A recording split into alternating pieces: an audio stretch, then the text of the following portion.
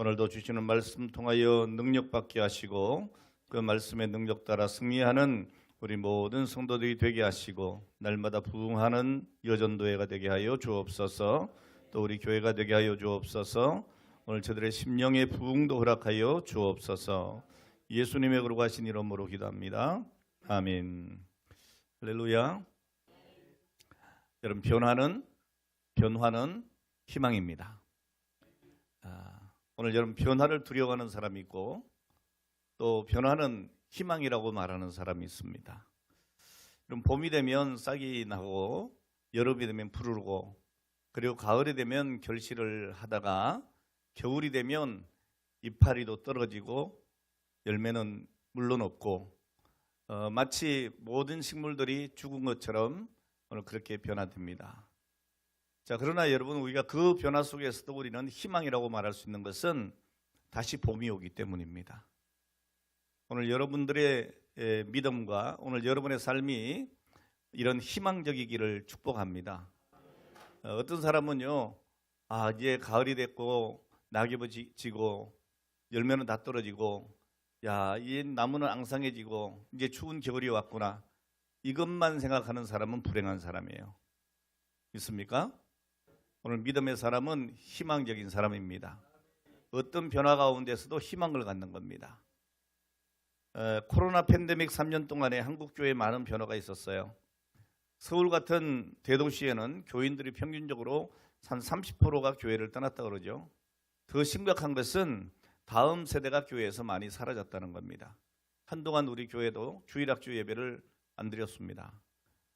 그러나 이제 4월부터 다시 정비해서 주일 예배, 주일학교 예배를 잘 드리라, 프로그램을 잘 다시 한번 정비를 하고 해서 다음 세대를 위한 교육을 좀 더 활발하게 했으면 좋겠다, 이런 기도 속에 준비를 하라고 했습니다.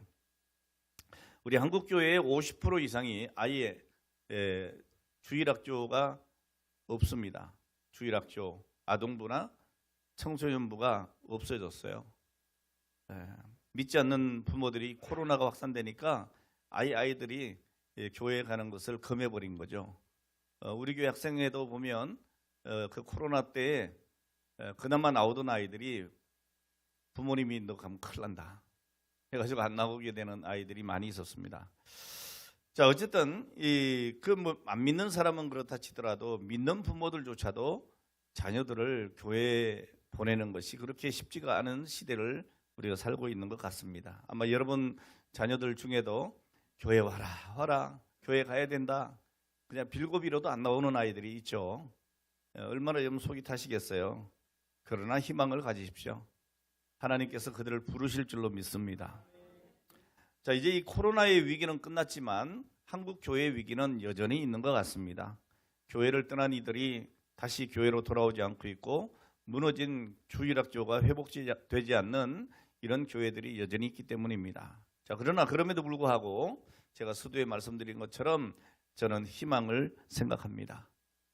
역사적으로 보면 교회는 늘 위기 가운데 있었어요. 아니, 지금 이보다 더 큰 강한 박해가 있었고 교회를 향한 공격이 있었습니다. 그러나 언제나 교회는 승리했습니다. 오늘 그 모진 박해 속에서도 교회는 잘 극복을 했고 오히려 더 강해졌습니다. 요한복음 6장에도 보면 예수님을 따르던 제자들 가운데서 많은 사람들이 예수님을 떠났다 그랬습니다. 더 이상 예수와 함께 다니지 않았다라고 기록을 하고 있습니다. 여러분, 오병이어 기적을 보고 수많은 사람들이 그 모세처럼 하늘에서 만나를 내려달라고 오늘 예수님께 요청을 하고 오늘 먹을 것이 있을 것 같아 예수님을 따랐죠. 자, 그런데 예수님은 내가 생명의 떡이다. 만나를 먹는 사람은 다 죽었지만 내 살을 먹고 내 피를 마시는 사람은 영원하다라고 말씀하셨어요. 근데 이게 여러분 사람들에게는 이해가 안 되는 거죠. 이해가 안 되는 거예요. 자, 그래서 다 떠나갑니다. 자, 그런데 그때 떠나지 않고 끝까지 남아있는 사람이 누구예요? 12제자입니다. 오늘 예수님이 그들에게 물으셔요. 너희도 가려느냐? 그랬더니 베드로가 대답합니다. 주여, 영생의 말씀이 주님께 있는데 우리가 어디로 갑니까? 이렇게 얘기를 합니다. 자, 예수님은 수천 수만 명이 다 떠나갔지만 남은 12명의 제자로 교회를 세우셨습니다. 자, 그리고 그 제자들이 예수 복음으로 세계를 변화시켰습니다. 오늘 지금도 우리 주님은 오늘 12명의 제자 같은 주님의 제자를 세우시고 훈련하시는 줄 믿습니다. 오늘 그들이 바로 여러분인 것을 믿으셔야 됩니다. 내가 교인으로 살다가 교인으로 세상을 떠나는 것이 아니고 내가 예수님의 제자가 되어서 예수님의 그 뒤를 따라 살겠노라고, 오늘 이런 각오가 오늘 여러분에게 있어야 할 줄 믿습니다. 오늘 여러분 교인에 머물지 말고 예수의 제자가 되어야 합니다. 무리로 남지 말고 제자로 남아야 합니다. 오늘 우리 교회 비전 중에 이런 내용이 있어요. 12명의 헌신자, 30명의 기도용사, 111명의 봉사자가 되게 해달라고. 오늘 여러분 제자가 되시기를 바랍니다. 기도의 용사가 되기를 바랍니다. 그리고 섬기는 봉사자가 되시기를 바랍니다. 저는 많은 사람을 원치 않습니다. 그러나 이런 일꾼 153명만 있어도 우리 교회는 세계를 향해서 마음껏 복음을 전할 수 있습니다. 12명의 제자 같은 제자들, 늘 불철주야 교회를 위해서 또 주의 종을 위해서 선교사님들을 위해서 기도하는 30명의 기도 용사만 있다면, 그리고 언제 어디서든지 주의 일을 위해서 콜하면 달려나올 수 있는 111명의 봉사자들이 있다면 오늘 여러분 우리 교회는 세계를 정복할 수 있습니다. 주님은 지금도 제자들을 훈련시키시고 하나님 나라를 세우고 하나님의 꿈을 이루십니다. 오늘 여러분 소수라도 오늘 우리 교회에 예수님만 따르는 제자가 있다면 어떤 위기를 만나도 극복할 수 있습니다. 희망을 노래할 수 있습니다. 마태복음 16장 16절에 베드로가 이런 신앙 고백을 합니다. 주는 그리스도시요 살아계신 하나님의 아들이십니다. 여러분 예수님은 이 믿음의 고백을 들으시고 굉장히 기뻐하셨습니다. 그리고 교회에 관해서 처음으로 말씀하십니다. 뭐라고 하십니까? 음부의 권세가 이길 수 없는 내 교회를 이 반석 위에 세우겠다는 거예요. 오늘 여러분을 통해서 교회가 든든히 서기를 바랍니다. 자, 그리고 이때부터 주님이 당하실 십자가 고난과 부활에 대해서 말씀하시기 시작합니다. 자, 그런데 문제는 사람들이 주님의 말씀을 이해하지 못하고 고개를 갸우뚱거리면서 예수님을 떠나가는 겁니다.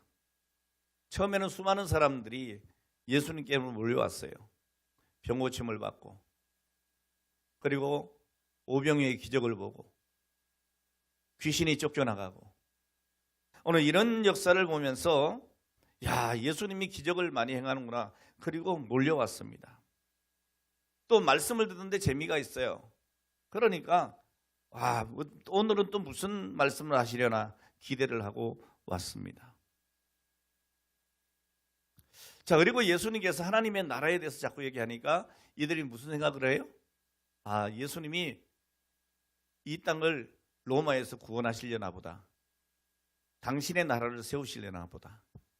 제자들까지도 뭐라고 해요? 예수님, 당신의 나라가 임하면 나는 우편, 저는 좌편에 앉게 해달라고 그러잖아요. 오늘 여러분 오해하는 것이죠.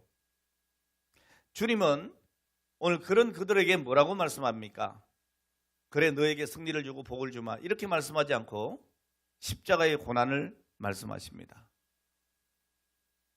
당장 이 땅의 나라에서 잘 살게 되고 형편이 좋아지기를 기대했는데 오늘 그런 기대와 달리 예수님은 천국과 하나님의 나라에 관한 말씀을 하시는 겁니다. 그러면서 뭐라고 해요? 내가 하늘에서 내려온 생명의 떡이다.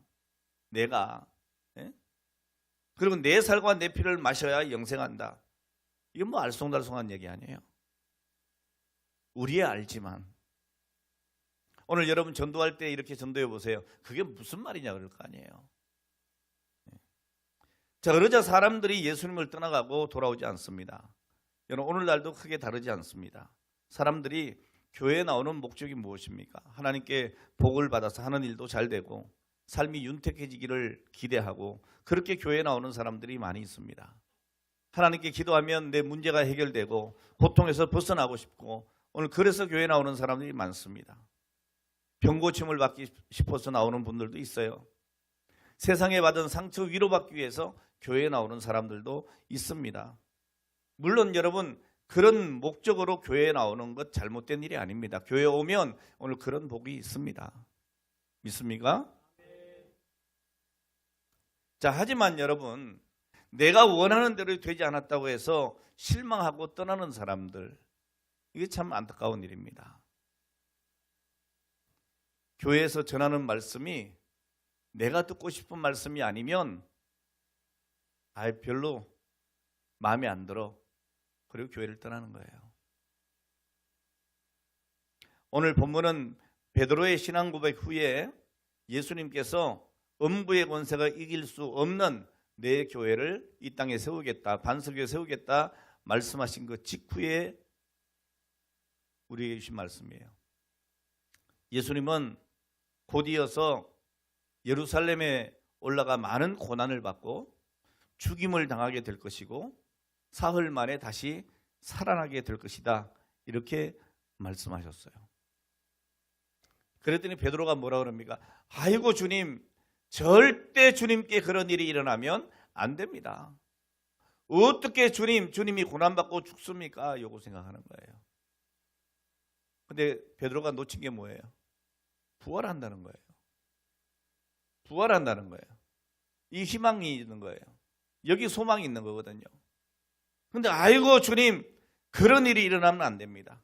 여러분 고난받지 않고 십자가에 죽지 않으면 부활도 없는 겁니다. 그때 베드로에게 예수님께서 단호하게 말씀하십니다. 사탄아, 물러가라. 내가 하나님의 일을 생각하지 않고 사람의 일만 생각하는구나 그랬어요. 오늘 여러분 우리가 믿음 생활을 하면서 베드로 같은 실수를 해서는 안 됩니다. 자, 그리고 주님이 이어서 하신 말씀이 바로 오늘 본문의 말씀입니다. 이에 예수께서 제자들에게 이르시되 누구든지 나를 따라오려거든 자기를 부인하고 자기 십자가를 지고 나를 따를 것이니라. 누구든지 제 목숨을 구원하고자 하면 잃을 것이요 누구든지 나를 위하여 제 목숨을 잃으면 찾으리라 그랬어요. 누구든지 나를 따라오려거든, 이 말씀 무슨 말이냐? 누구든지 나의 제자가 되려면, 예수님의 제자가 되려면 그런 말입니다. 오늘 여러분 우리가 역사적으로도 봐도 그렇고 오늘날 현대 교회들을 살펴볼 때도 안타까운 것이 뭡니까? 교회가 본질을 잃어버릴 때가 많다는 거예요. 본질. 여러분 가장 심각한 때가 중세시대였어요. 뭐 예를 들면 중세시대에는 수도원이나 성당에 성유물이라고 하는 것이 있었어요.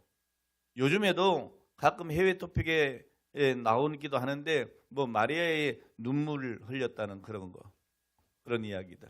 예. 그러면 수많은 사람들이 그 눈물을 흘리는 마리아상을 보기 위해서 오늘 거기로 몰려갑니다. 거기서 기도하고 다 이루어진다고 믿고 구름대처럼 몰려가는 거죠. 유명한 이 성유물을 안치하고 있는 수도원은 순례자들이 쇄도합니다. 그 순례자들이 오는 만큼 뭐도 쌓일까요? 헌금도 많이 쌓이겠죠.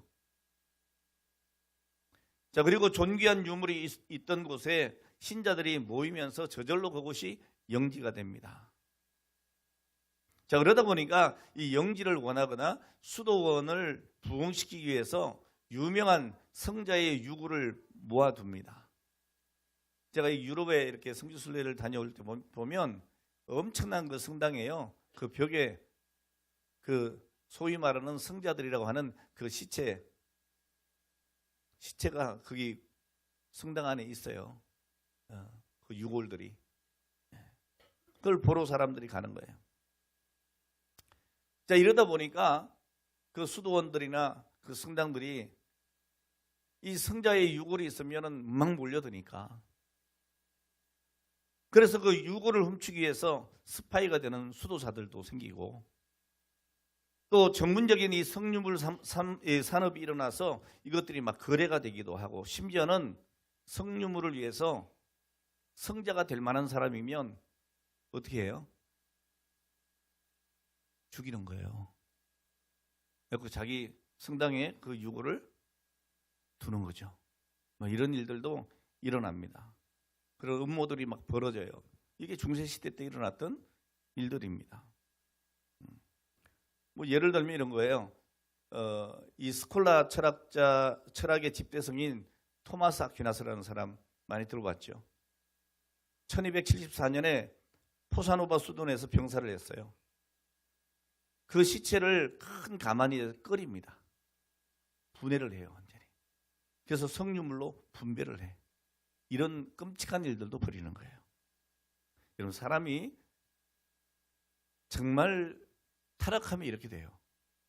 여러분, 교회가 그런 거 하는 거 아니잖아요. 그렇죠? 와, 어째 그런 일이 있어? 그런데 여러분, 오늘날도 교회가 본질을 잃어버리면 이런 끔찍한 일들을 저지릅니다. 무서운 죄를 저지르게 되는 거예요. 오늘 여러분, 예수님 당시에 신앙의 본질에는 관심이 없으면서도 예수님을 따라다닌 사람들이 많이 있었습니다. 오늘날도 많은 사람들이 교회를 세운 하나님의 참뜻을 알려고 하기보다는 자기 육신의 어떤 탐욕의 그 목적을 가지고 신앙을 이용하려고 하는 오늘 이런 사람들도 많습니다. 여러분, 이게 뭐가 특별히 나쁜 사람들이라 그렇다 그러기보다도 오늘 우리에게도 그런 요소들이 없는지 살펴야 됩니다.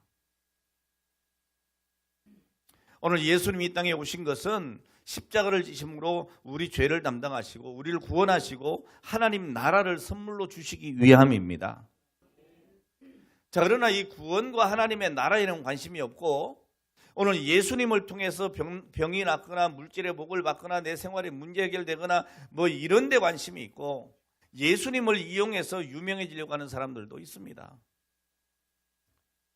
오늘날 보면 정치인들 중에도 예수 믿는 사람들 많아요. 장로님도 많고 안수집사도 많고. 근데 왜 저렇게 정치가 어지럽고 시끄러운지 모르겠어요. 오늘 여러분, 표를 얻기 위해서 교회 다니는 사람들도 있어요.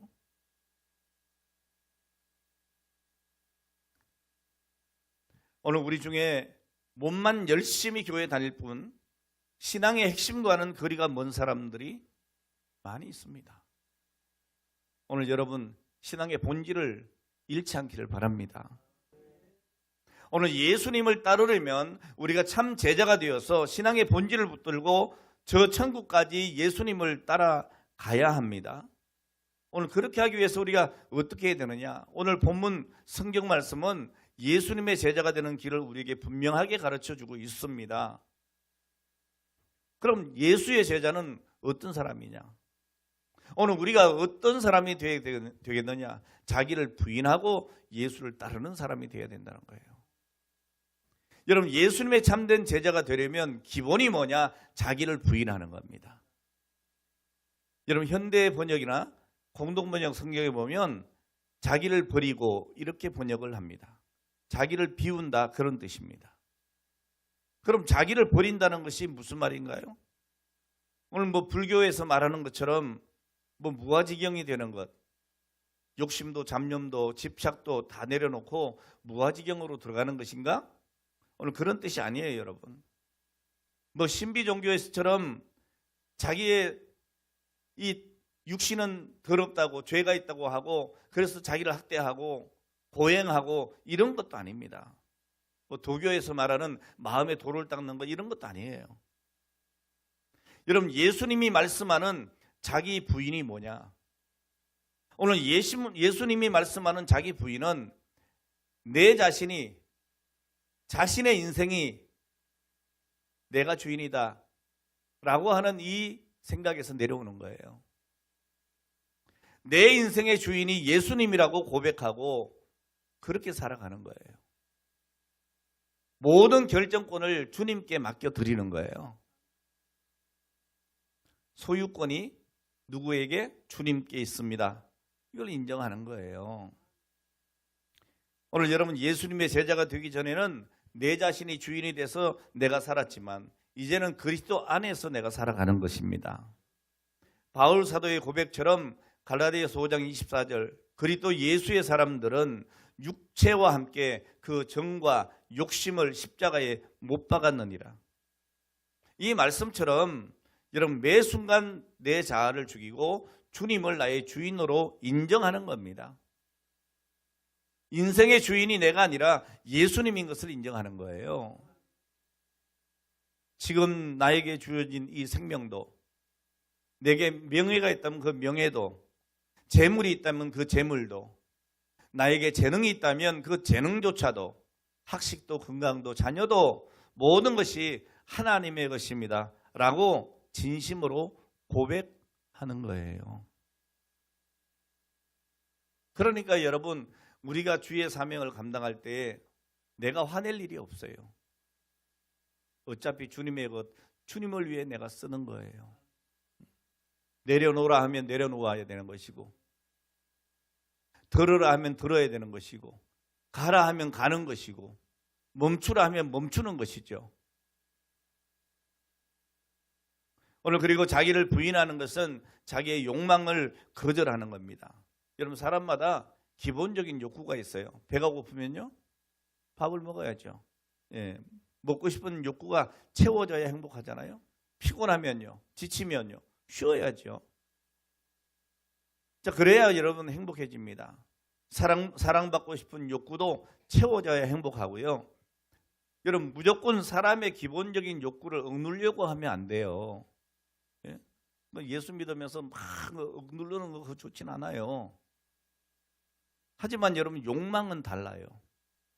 여러분 배가 고프면 먹어야 되는 거 맞아요. 사랑하는 사람 사랑하는 게 맞고요. 이런 것까지 막 절제하고 그러라는 게 아니에요. 중요한 건 뭔가 하면 그게 욕망이냐는 거예요. 욕망. 욕망과 욕구는 달라요. 욕망이 뭐냐? 여러분 지금 내가 타는 차가 아무 문제가 없어요. 근데 어느 날 보니까 친구가 멋진 차를 타고 왔네. 그러니까 갑자기 내가 타던 차가 어떻게 싫어. 나도 저 차 타고 싶어. 이렇게 되는 거예요. 이건 여러분 욕망이에요. 나는 뭐 이렇게 난 편리한 것, 예? 그냥 실용적인 가방 좋아. 이렇게 가방 탁 메고 왔는데 옆집 아줌마가 명품백을 하나 딱 메고 왔네. 그때부터 갑자기 이 가방이 어떻게 탁 뒤로 감춰져. 그럴 필요가 뭐가 있냐고. 오늘 여러분 내가 명품인데 그렇잖아요. 내가 명품인데. 그러니까 더 비싼 명품백 사고 싶어져. 막 그게 막 고민이 돼. 그게 욕망이에요 여러분. 그런데 여러분 문제가 뭐냐면 이런 욕망이 끝없이 고개를 든다는 거예요. 많은 것이 내게 주어져 있어도 욕망이 커지면 커질수록 만족이 안 되고 내 마음에 행복이 사라져. 여러분 내게 있는 것을 족한 줄 알아야 돼요. 제가 모처럼 이 양복을 오늘 바꿔 입고 왔거든요. 이거 오래된 거예요. 예? 근데 우리 김 목사님부터 탁 오더니 막 만지면서 아유, 목사님 되게 좋아 보이는데 좋은 거예요. 내가 그랬지. 또 우리 또 권사님들이 오더니 또 목사님 오늘 옷이 너무 잘 어울린다는 거야. 예? 기분이 나쁘진 않더라고. 그런데 이거 오래전에 산 거예요. 그것도 세일해갖고 50%인가 60% 세일할 때 20몇만 원 주고 산 거야. 괜히 말했네. 한 100만 원이라 그럴걸. 그래도 멋지잖아요. 만족해야죠. 그런데 누가 와서 막 이태리 원단이라고 그러면서 말이지 이게 얼마짜리인 줄 아냐? 이거 뭐 몇백만 원이다 이러면 내가 기죽을 것 같아요? 기 안 죽습니다. 왜? 이것으로 만족하니까. 이렇게 좋다는데 여러분들이 그렇게 멋지다는데 내가 뭐가 기죽을 게 있어요? 여러분 만족하면 돼요. 근데 우리가 만족하지 못하는 게 문제예요. 바울이 내가 자족하기를 배웠다는 말이 무슨 말이겠어요, 여러분? 하나님께서 내게 주신 것을 족한 줄 아는 거예요. 그리고 그것으로 하나님 앞에 우리가 헌신하고 사는 거예요. 내 사명 감당하는 거예요. 뭐가 부족해요? 근데 여러분, 이 욕망이 자꾸 나를 충동질하고 부추기고 이 욕망에 사로잡혀 살면 비교의식 속에서 괜히 내가 비참해지고 이런 마음의 불행이 느껴져. 오늘 여러분 원하는 거 가지면 행복할 거라고 천만의 말씀, 만만의 콩떡, 망상은 착각은 시계 소리지. 그럴 거 없다. 믿습니까? 여러분 가지면 가질수록 계속 욕망이 커지는 것이 인간의 욕심이에요. 여러분 예수님의 제자가 된다고 하는 것은 예수님의 꿈을 위해 헌신하기로 내 자신을 드리는 거예요. 내 꿈이 아니에요. 예수님의 꿈이 나의 꿈이 되고 예수님의 희망이 나의 희망이 되는 거예요. 예? 오늘 여러분 하나님의 이름이 나로 인해서 영광을 받게 되고 하나님의 나라가 나를 통해서 이루어지고 하나님의 뜻이 내 삶을 통해서 이 땅에 이루어지도록 나를 드리는 겁니다. 오늘 예수님의 제자가 되기로 하고 예수님을 따르려고 하면 오늘 여러분 가장 큰 방해꾼인 이 욕망을 우리가 이길 줄 알아야 합니다. 예수님의 제자는요, 욕구와 욕망을 잘 구별해야 돼요. 여러분 배가 고프면 드시지만 그냥 10,000원짜리 설렁탕 한 그릇이면 너무 잘 먹었다 할 수 있는데 굳이 고급 호텔 가가지고 1인분에 20만 원 하는 뷔페를 꼭 먹을 이유가 뭐가 있어요? 저는 어쩌다가 이렇게 뭐 행사나 또 뭐 초대를 받아고 가가지고 제일 아까운 때가 언젠가 하면 뷔페 가는 거예요. 난 별로 못 먹거든요. 배만 나왔지. 아니 이미 배가 나와 있으니까 들어갈 게 없어. 이게 들어갔으면 나올 게 있는데 먹으면 너무 아까운 거예요. 속으로 그래요. 돈으로 주지. 너무 아까운 거예요. 그럴 거 뭐가 있어요, 여러분? 여러분 10,000원짜리 설렁탕을 먹어도 배가 부르면 만족하고요. 그렇잖아요. 그거 몇십만 원짜리 100만 원짜리도 있대. 한 끼에. 상상이 안 되잖아요. 근데 있대요, 그런 게. 뭐 그 100만 원짜리면 있겠어요, 한 끼에? 여러분들이 그거 탁 하면 낼 수 있는 정도 부자가 됐으면 좋긴 하겠네. 어쨌든 여러분, 우리가 욕망과 욕구는 달라요. 지나친 건 욕망이에요. 그래서 여러분, 내 속에 일어나는 이 욕망의 유혹을 잘 거절하지 않으면 우리가 예수님의 뒤를 따를 수 없어요. 믿습니까? 내 자신을 부인하고 예수님을 온전히 따르는 이 출발이 굉장히 중요합니다. 여러분, 이 기초가 되어 있을 때에 우리 성도들은 어떤 경우에도 행복할 수가 있는 거예요. 오늘 내게 주신 오늘 이것이 족한 줄 알아야 되죠. 그리고 과연 여기에서 내가 하나님을 위해서 무엇을 할 수 있을까를 생각해야 되는 것이죠. 여러분 성형외과 의사인 맥스웰 몰츠가 쓴 맥스웰 몰츠 성공법칙이라고 하는 책이 있어요. 그 책에서 진정한 변화와 자아혁명은 마음의 성형수술로부터 시작해야 한다 그랬어요. 여러분 실패할 수밖에 없는 부정적인 자아 이미지, 이것을 성공할 수밖에 없는 자아 이미지로 바꾸라는 거예요. 이것이 진정한 자아혁명이다라고 오늘 맥스웰 몰츠가 얘기를 했습니다. 여러분 우리에게 있어서도 마찬가지예요. 여러분 신앙생활에서 성공하려면 지금까지 나를 지배해왔던 옛사람, 나의 자아, 이것을 부인하고 그 자리에 예수님을 모시는 거예요. 그래서 예수님과 같이 생각을 하고 예수님의 뜻을 따라 살고, 할렐루야.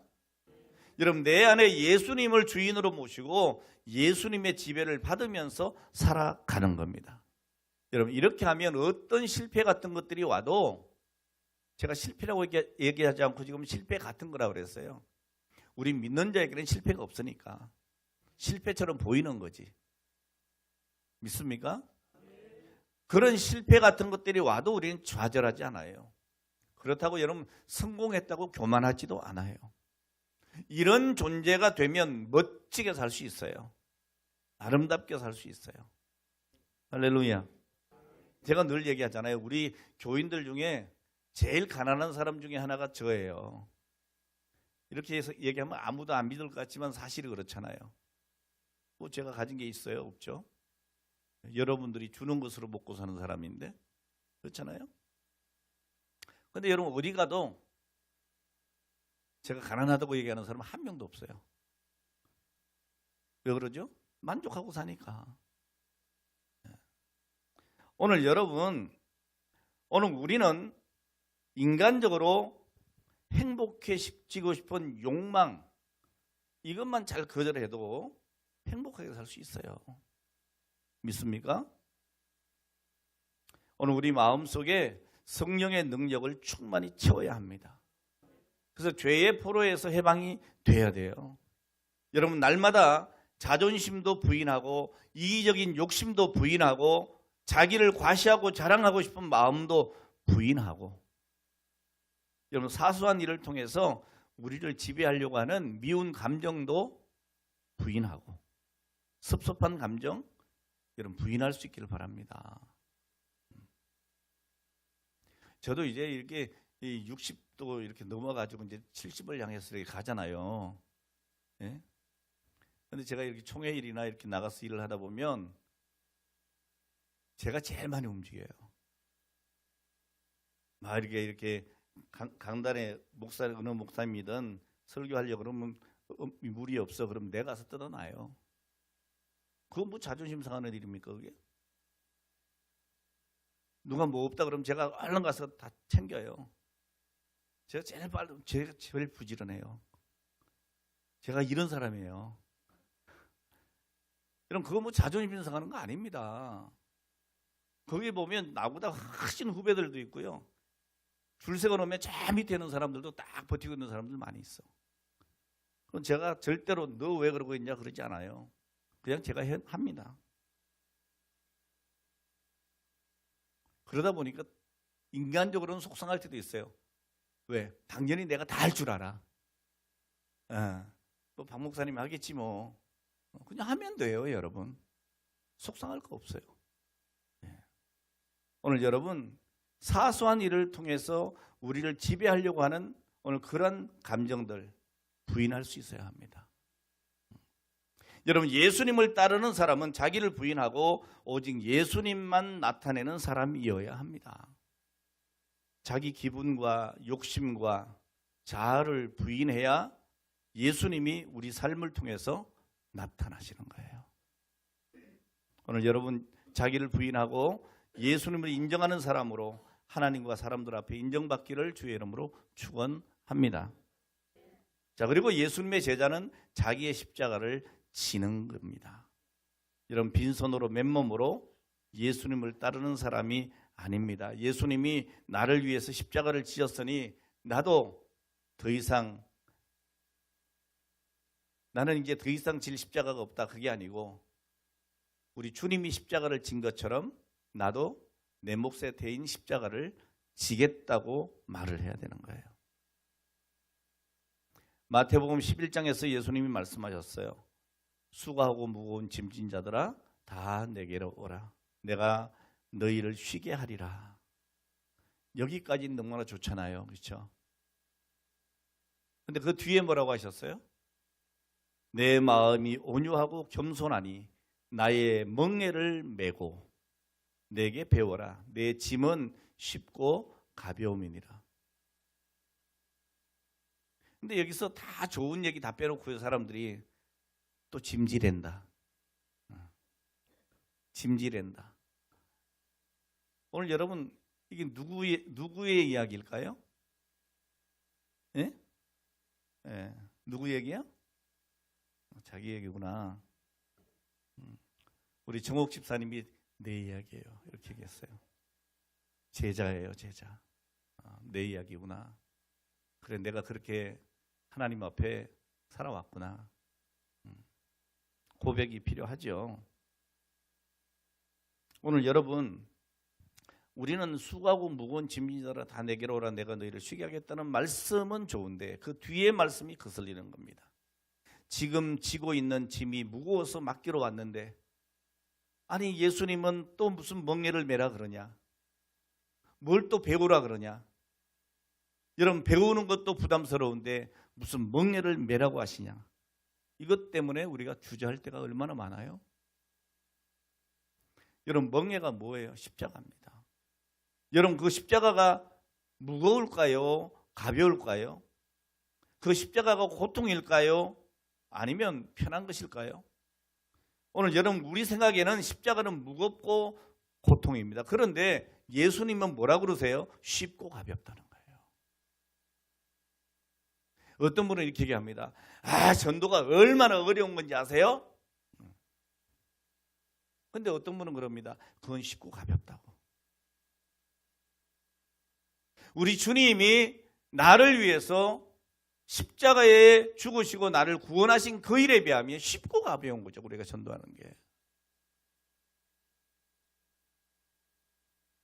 많은 사람들이 오늘 이 말씀 때문에 내 멍에를 지라고 하는 거, 내 십자가를 지라고 하는 이 말씀 때문에 고개를 갸웃거리다가 자기가 온 짐을 도로 지고 나가요. 그 짐이 어떤 짐인데요? 사망의 짐이잖아요. 죄의 짐이잖아요. 그걸 또 지고 가는 거예요.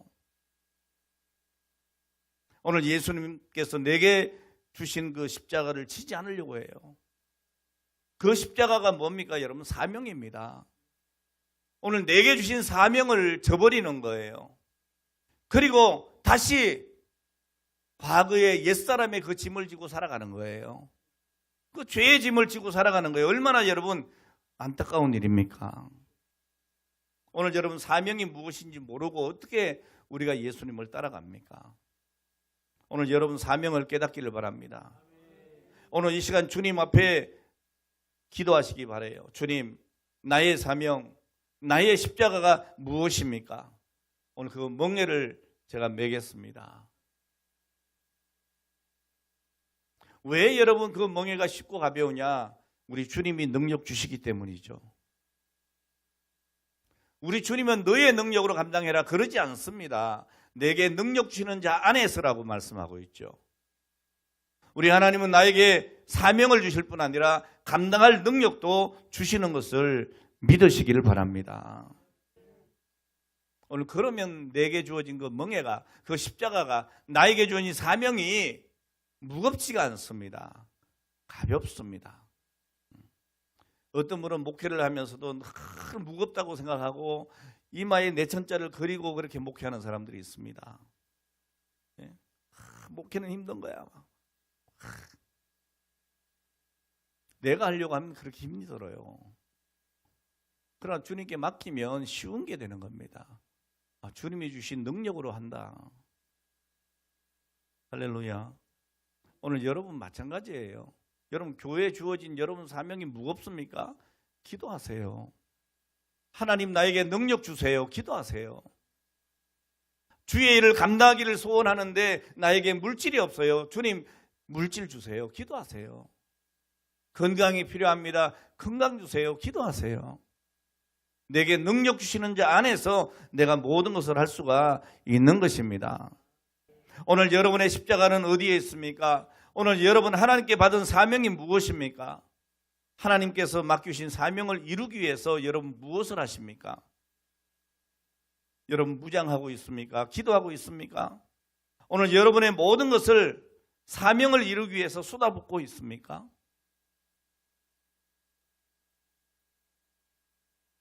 그런 이야기가 있죠. 코바디스라는 이야기. 여러분, 베드로는 제자들의 강권으로 네로의 박해를 피해서 잠시 불타는 로마를 떠나고 있었습니다.